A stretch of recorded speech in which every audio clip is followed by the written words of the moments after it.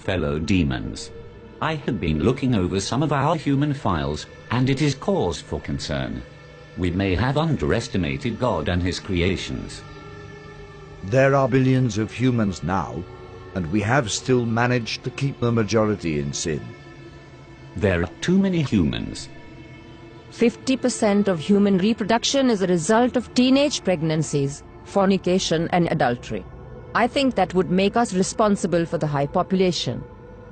So we have created a problem that we need to fix. All over the world, murder and suicide rates have increased. Homosexuality and bisexuality is also very popular, even in some churches. I think the record should show a massive decline in human reproduction.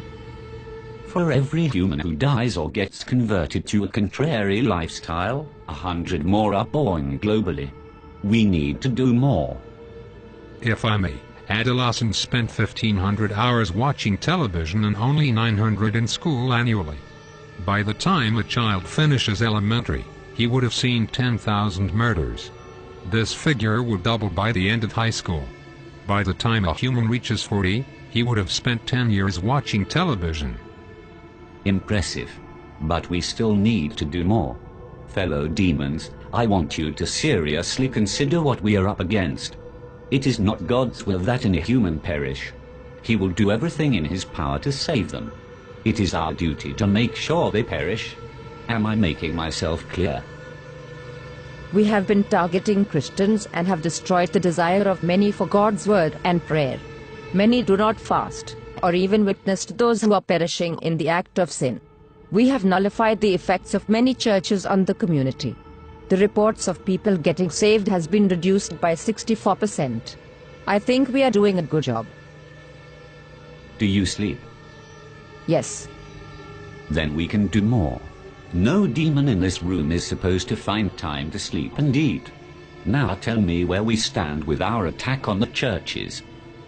The leaders of the churches are revising their teachings. They encourage members to get back to the Word. What they don't know is, less than half an hour is given to Bible reading in any given week, which amounts to less than 26 hours for the year. Christians have lost the desire to read the very words that tell them how to live. The result is, they mix the sacred with the profane, surrendering all hope of them making it into heaven. Wonderful. Now we have to find a way to force human reproduction into a massive decline. We are thinking a global recession. Making the cost of living so high, very few will be able to afford it, unless by dishonest means.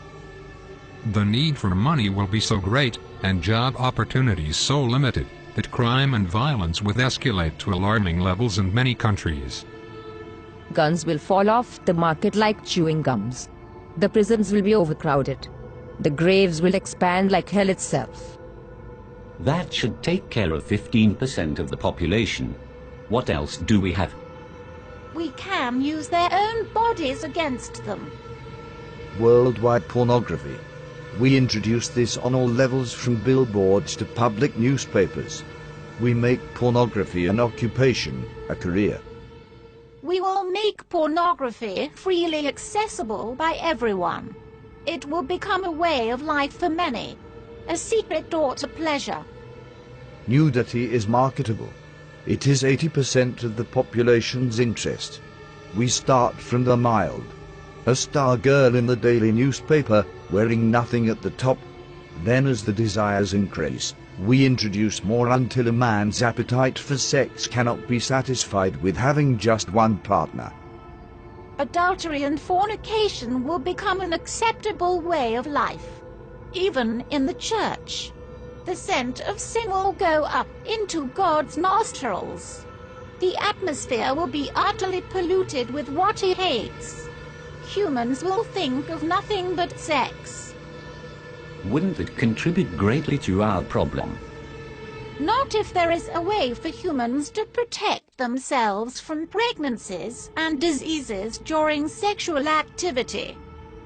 Imagine what will happen if humans had a way of having sex without fear. You are thinking birth control. Yes. protection for both male and female. We'll have our products on every shelf. They'll stand out on their own and will be advertised in such a way that even Christians will be convinced. Once that is established, childbirth will decrease. And sexual activity will rise. Exactly. Sounds real good so far. What else do we have? There is something that we have noticed about these humans over the years. It seems like great emphasis is placed on self. They seem to have forgotten that self-denial is a prerequisite to a Christ-centered life. The self, it seems, have taken top priority. I expected as much. We think it would be good if we applied even greater pressure in this area. Spice up this world a bit. Make material things a lot more attractive to the human eye. This will increase their desire for gain and decrease their passion for God. Men shall be lovers of pleasures rather than lovers of God.